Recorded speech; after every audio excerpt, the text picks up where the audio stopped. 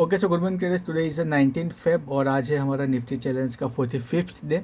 Morning में हमारा view था कि जो कल का एक सपोर्ट लेवल था वहाँ पे लॉन्ग करना। हालांकि यहाँ मैंने अर्ली थोड़ी एंट्री कर ली थी, उसमें से एक बाउंस आया, फिर वन वे वो रिट्रेस हुआ तो उसने अपना स्टॉप लॉस फर्स्ट ट्रेड में दे दिया था।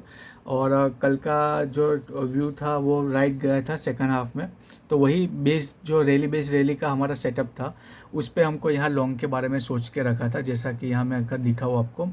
तो एक बार के लिए ये जो रेंज बनाया हुआ था कल का, तो रेंज के यही उस पे जो रेजिस्टेंस था वो मैं यहाँ सपोर्ट की तरह एक्सपेक्ट कर रहा था कि वापस से कल उसने सेकंड हाफ में ब्रेकआउट दिया था, लेकिन उसने उतना मोमेंटम नहीं दिया था।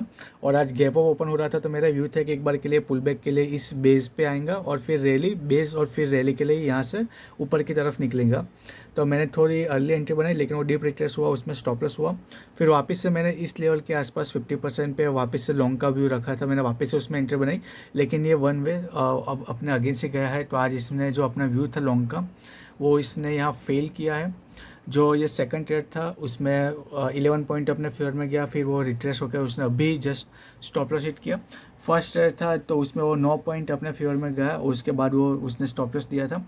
मॉर्निंग में ये अगर कॉन्ट्रा ट्रेड लिया होता तो 150 पॉइंट हमारे फेवर में जाता, लेकिन क्योंकि मेरा व्यू ऐसा था कि एक बार के लिए वो पुल बैक के लिए आ जाए, उसके बाद वहाँ से बेस पे से वापस से रैली करने के लिए वो निकलेगा इस तरीके से, तो हमने कॉन्ट्रा ट्रेड लिया नहीं था।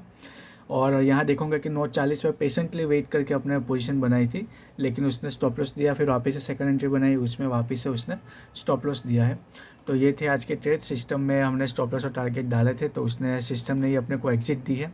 ये है आज का P&L और ये है छोटा सा कैपिटल जिसको हम ग्रो कर रहे हैं।